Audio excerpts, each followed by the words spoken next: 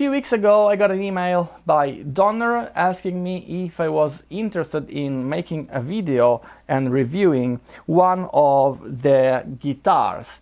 And I think you already seen this Telecaster type of guitar in some other guitar channels. But if you want to know what's my opinion about it and what's the opinion I have of these really low budget instruments, stay with me to find it out.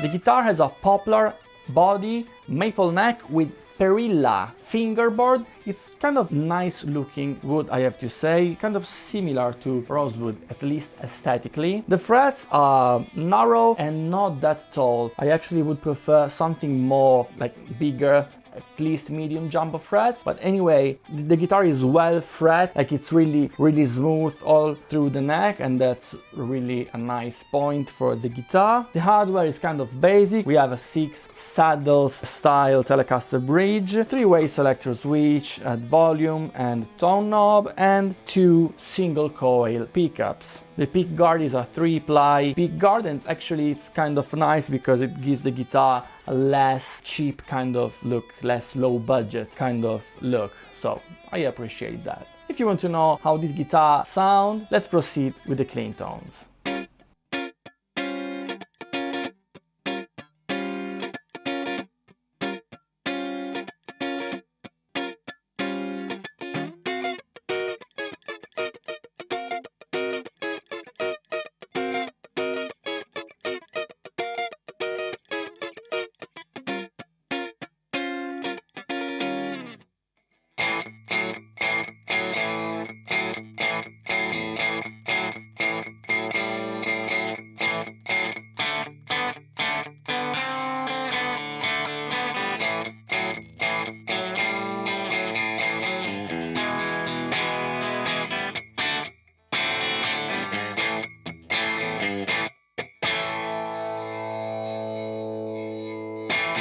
Using a distorted tone, the neck pickup behaved quite good, while the bridge one had a weird kind of resonance, high trebly kind of stuff. I don't know why. I don't know if maybe the pickup it's not properly waxed or something, I don't know, but I think you can hear what I'm talking about in the next clip.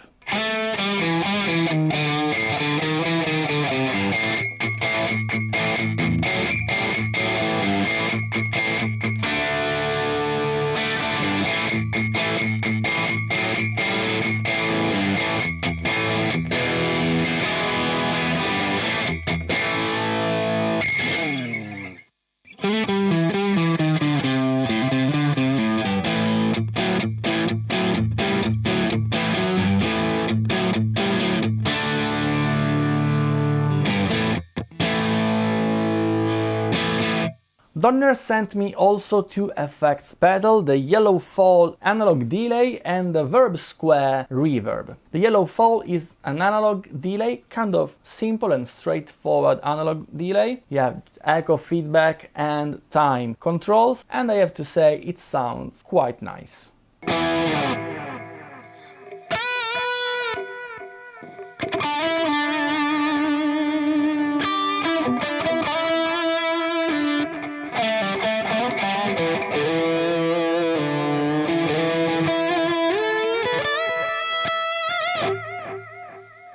The Verb Square is a little bit more complicated. It's a digital reverb. We have the usual effects level, decay and tone controls, but we also have a knob that lets you select 7 different algorithms for your reverb. It didn't impress me that much actually. You know, reverb is more complicated effect to get, it's more, expensive, so I think it's understandable, but it wasn't really easy for me to dial a nice reverb tone. My favorite one was the plate reverb, and you can hear it in the next clip.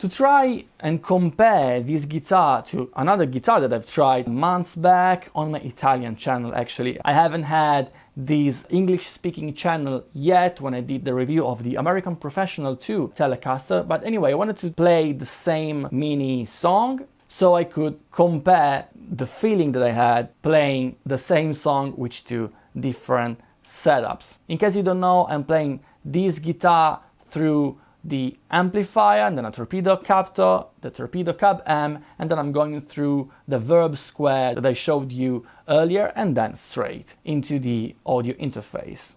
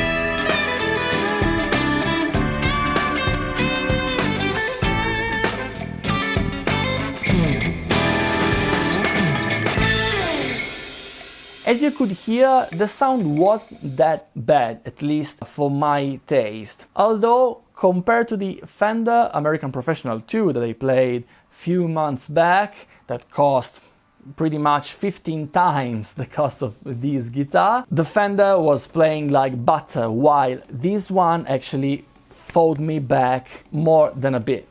And I actually had to really focus on my playing, and sometimes the note didn't ring the way I wanted to, and I was a little bit distracted because I was trying to get a nice sound while I was playing, so I had to focus on the track and also, you know, on my fingers, you know, to try to get a good tone. And I've been playing for 20 years, so the thing is, if you want to buy a super cheap guitar and you have to learn, you already have the struggle that you're learning how to play an instrument. So I don't know if buying a super cheap guitar is a wise choice. I think I remember Steve Vai saying something like, you have to buy the best instruments that you can afford. And that doesn't mean that you have to buy the most expensive guitar in the world, but the best one that you can afford, because actually the instrument is an integral part of your learning process. So this guitar is not bad for its price range.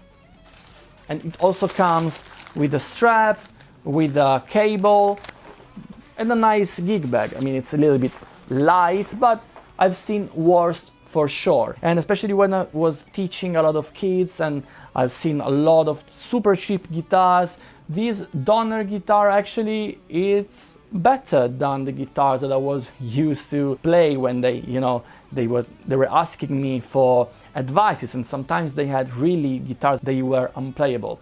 You can play this guitar and it's totally okay, but what I'm saying is, if you're really a super beginner but you're feeling that you're kind of passionate about music and you know that you want to learn, maybe it's better to go for a guitar that costs a little bit much more, because, you know, otherwise you have an instrument that fights you back a little bit, and maybe that's not ideal for your learning process. However, if you are a more skilled guitar player and you want a backup, or you want to do some experiment, you know, and you want to change pickups and electronics and stuff like that, maybe this guitar can be a nice choice for you. The only thing that I have to say is that maybe the bridge pickup of this guitar has some problems, as you probably heard. If you know what the problem can be, let me know in the comment section down below. Other than that, I haven't any particular complaint to make about this instrument. That, let's say, it's a really cheap guitar. It's the cheapest guitar I've ever tried in this very channel. If you want to know more about these products, I leave you all the links in the description down below. If you like this video, please leave a like and subscribe to the channel. And that's all for today, guys, and see you next time. Ciao!